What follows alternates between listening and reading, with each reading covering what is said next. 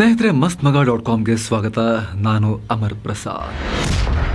ಕತರ್ನಲ್ಲಿ ಗೂಢಚರ್ಯೆ ಆರೋಪ, 8 ಭಾರತೀಯ ನೌಕಾಧಿಕಾರಿಗಳ ಬಂಧನ. ಕತರ್ನಲ್ಲಿ 8 ಭಾರತೀಯ ನೌಕಾಧಿಕಾರಿಗಳಿಗೆ ಮರಣದಂಡನೆ ಶಿಕ್ಷೆ. ಕತರ್ನಲ್ಲಿ ಮರಣದಂಡನೆಗೆ ಒಳಗಾದ ಭಾರತೀಯ ಅಧಿಕಾರಿಗಳ ಬಿಡುಗಡೆಗೆ ಭಾರತ ಸರ್ಕಾರದಿಂದ ಪ್ರಯತ್ನ. ಕತರ್ನಲ್ಲಿ ಮರಣದಂಡನೆಗೆ ಗುರಿಯಾಗಿದ್ದ ಭಾರತೀಯ ಮಾಜಿ ಸೈನಿಕರ ಮರಣದಂಡನೆ ರದ್ದು. ಕತರ್ನಲ್ಲಿ ಮರಣದಂಡನೆಗೆ ಗುರಿಯಾಗಿದ್ದ ಭಾರತೀಯ ಅಧಿಕಾರಿಗಳಿಗೆ ಈಗ ಜೈಲು ಶಿಕ್ಷೆ ಮಾತ್ರ. ಕತರ್ನಲ್ಲಿ ಮರಣದಂಡನೆಗೆ ಗುರಿಯಾಗಿದ್ದ ಭಾರತೀಯ ಮಾಜಿ ಅಧಿಕಾರಿಗಳು ತಾಯ್ನಾಡಿಗೆ ವಾಪಸ್. ಬಂಧನದಿಂದ ಬಿಡುಗಡೆಯಾಗಿ ತಾಯ್ನಾಡಿಗೆ ವಾಪಸ್. ಸ್ನೇಹಿತರೆ, ನೀವು ನೋಡಿರೋದು ನಿಜಾನೇ ಈ ರೀತಿ ಆಗಿದೆ. ಇದು ಭಾರತದ ಡಿಪ್ಲೊಮಸಿಗೆ ಸಿಕ್ಕ ಅತಿದೊಡ್ಡ ಗೆಲುವು ಅಂತ ಬಣ್ಣಿಸಲಾಗ್ತಾ ಇದೆ.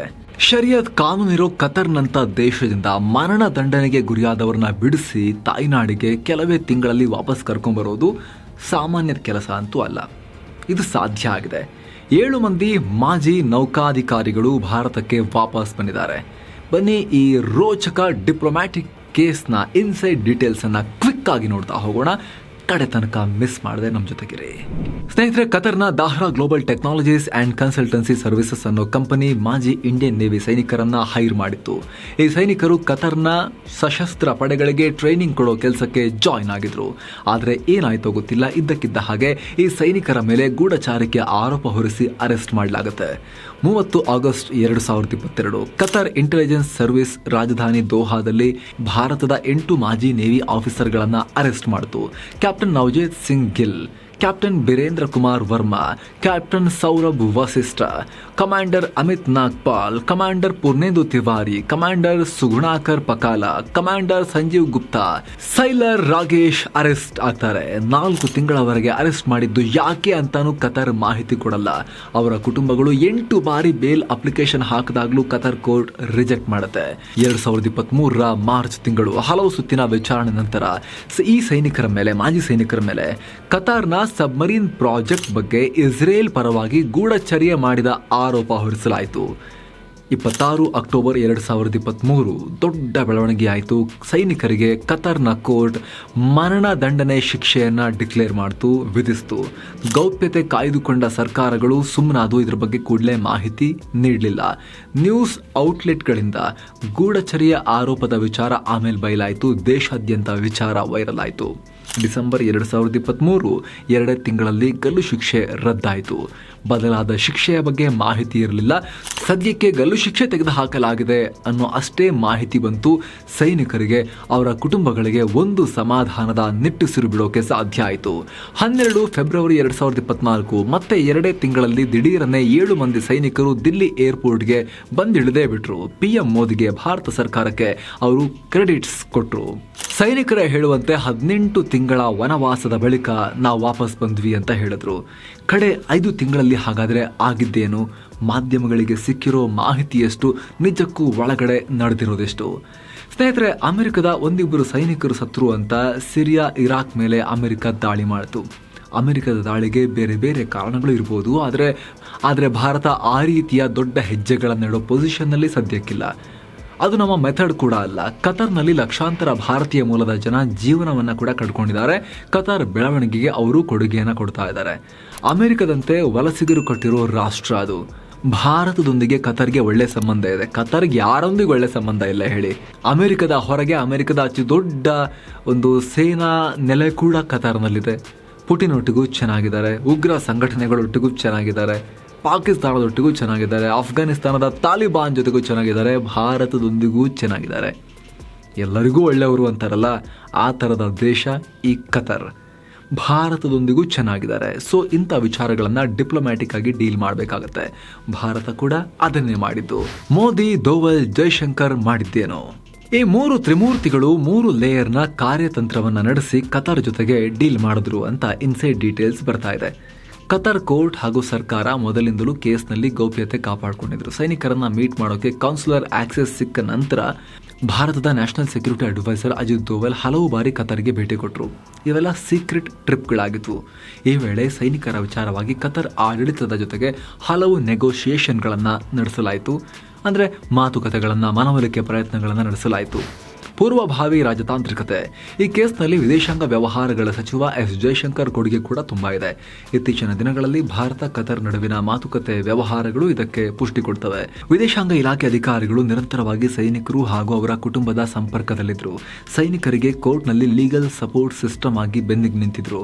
ವಿದೇಶಾಂಗ ಸಚಿವ ಎಸ್ ಜಯಶಂಕರ್ ಸೈನಿಕರ ಕುಟುಂಬಗಳೊಂದಿಗೆ ಮಾತುಕತೆ ನಡೆಸಿದ್ರು. COP28 ಸಮ್ಮೇಳನ, ಮೋದಿ ಅಲ್ ಥನಿ ಭೇಟಿ. ಕಳೆದ ಡಿಸೆಂಬರ್ 1ನೇ ತಾರೀಕು ದುಬೈನಲ್ಲಿ ಪ್ರಧಾನಿ ಮೋದಿ ಕತರ್ನ ಎಮಿರ್ ಹಮದ್ ಬಿನ್ ಖಲೀಫ್ ಅಲ್ ಥನಿರನ್ನ ಭೇಟಿ ಮಾಡಿದ್ರು. ಅದಾದ 2 ದಿನಕ್ಕೆ ಅಂದರೆ ಡಿಸೆಂಬರ್ 3ಕ್ಕೆ ಕತರ್ನಲ್ಲಿರೋ ಭಾರತೀಯ ರಾಯಭಾರಿ ವಿಪುಲ್ ಅವರಿಗೆ ಮತ್ತೊಮ್ಮೆ ಸೈನಿಕರ ಭೇಟಿಗೆ ಅವಕಾಶ ಸಿಗುತ್ತೆ.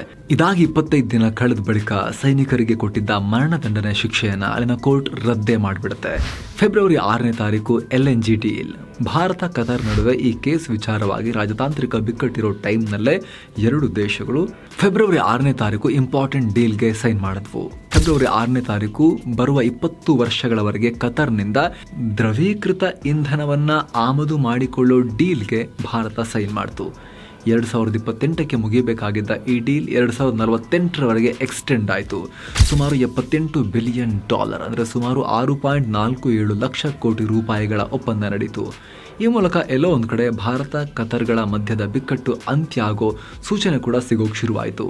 ಕತರ್ಗೆ ಮೋದಿ ಭೇಟಿ ಅದಾದ್ಮೇಲೆ ಇವಾಗ ಏನಾಗ್ತಿದೆ ಅಂತ ನಿಮಗೆ ಗೊತ್ತಿದೆ. ಫೆಬ್ರವರಿ 14ಕ್ಕೆ PM ಮೋದಿ UAEಯ ಅಬುದಾಬಿಯ ಟೆಂಪಲ್ ಇನಾಗ್ರೇಷನ್ ಬಳಿಕ ಕತರ್ ಭೇಟಿ ಪ್ರೋಗ್ರಾಮ್ ಇದೆ. ಈ ವೇಳೆ ಅಲ್ಲಿನ ಎಮಿರ್ ಅಲ್ ಥನಿರನ್ನ ಮತ್ತೊಮ್ಮೆ ಭೇಟಿಯಾಗ್ತಾರೆ. 2016ರಲ್ಲಿ ಮೋದಿ ಕತರ್ಗೆ ಭೇಟಿ ನೀಡಿದ್ರು. ಆಗಿಂದ ಭಾರತ ಕತರ್ಗಳ ಸಂಬಂಧದಲ್ಲಿ ಬೆಳವಣಿಗೆಯಾಗಿತ್ತು.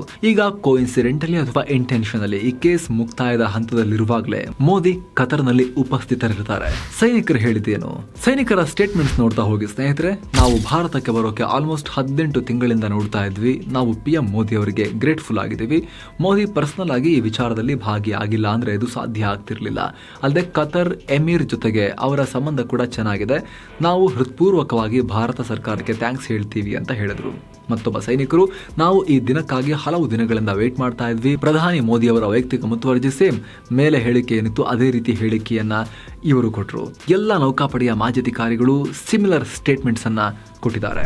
ಈ ಮೂಲಕ ಸ್ನೇಹಿತರೆ ಭಾರತಕ್ಕೆ ಡಿಪ್ಲೊಮ್ಯಾಟಿಕಲಿ ದೊಡ್ಡ ಗೆಲುವು ಸಿಕ್ಕಿದೆ. ಇಡೀ ಜಗತ್ತು ತಿರುಗಿ ನೋಡುವಂತಹ ಗೆಲುವು ಸಿಕ್ಕಿದೆ.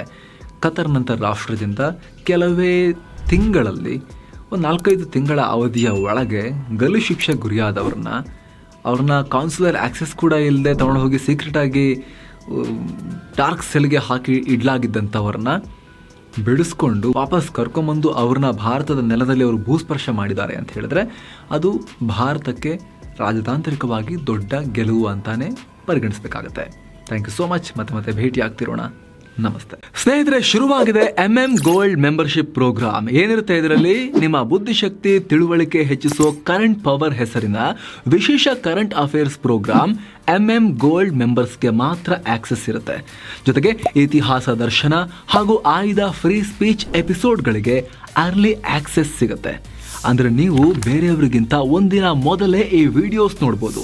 ಮೆಂಬರ್ಸ್ ಓನ್ಲಿ ಪೋಲ್ಗಳಲ್ಲಿ ನಿಮ್ಮ ಒಪಿನಿಯನ್, ಅಭಿಪ್ರಾಯಗಳನ್ನ ಹೇಳ್ಬೋದು. ಜೊತೆಗೆ ನೀವು ನಮ್ಮ ಗೋಲ್ಡ್ ಮೆಂಬರ್ಸ್ ಆಗಿರೋ ಕಾರಣ ನಮ್ಮ ಪ್ರೋಗ್ರಾಮ್ಗಳಿಗೆ ಸಂಬಂಧಪಟ್ಟ ಹಾಗೆ ಕಾಲಕಾಲಕ್ಕೆ ನಿಮ್ಮ ಸಲಹೆ ಪಡಿತಾ ಇರ್ತೀವಿ. ಹಾಗೆ ಕಾಮೆಂಟ್ ಸೆಕ್ಷನ್ನಲ್ಲಿ ನಿಮ್ಮ ಕಾಮೆಂಟ್ಸ್ ಹೈಲೈಟ್ ಆಗುತ್ತೆ. ನಿಮ್ಮ ಹೆಸರಿನ ಮುಂದೆ ಮೆಂಬರ್ಶಿಪ್ ಬ್ಯಾಡ್ಜ್ ಬರುತ್ತೆ. ಎಲ್ಲಕ್ಕಿಂತ ಹೆಚ್ಚಾಗಿ ಸ್ವತಂತ್ರ ಪತ್ರಿಕೋದ್ಯಮಕ್ಕೆ ನಿಮ್ಮ ಬೆಂಬಲ ಕೊಟ್ಟ ಹಾಗಾಗತ್ತೆ. ನೀವು MM ಗೋಲ್ಡ್ ಮೆಂಬರ್ ಆಗಬೇಕು ಅಂದ್ರೆ, ಈ ವಿಶೇಷ ಸಂಬಂಧವನ್ನ ಹೊಂದಬೇಕು ಅಂದ್ರೆ ಏನ್ ಮಾಡಬೇಕು? ಮಸ್ತ್ ಮಗ ಯೂಟ್ಯೂಬ್ ಚಾನಲ್ನಲ್ಲಿ ಜಾಯಿನ್ ಬಟನ್ ಒತ್ತಬೇಕು. ತಿಂಗಳಿಗೆ ಬರೀ 159 ರೂಪಾಯಿಗೆ ನೀವು ಮಸ್ತ್ ಮಗಾದ ವಿಶೇಷ ವೀಕ್ಷಕರಾಗ್ಬೋದು, ಗೋಲ್ಡ್ ಮೆಂಬರ್ ಆಗ್ಬೋದು.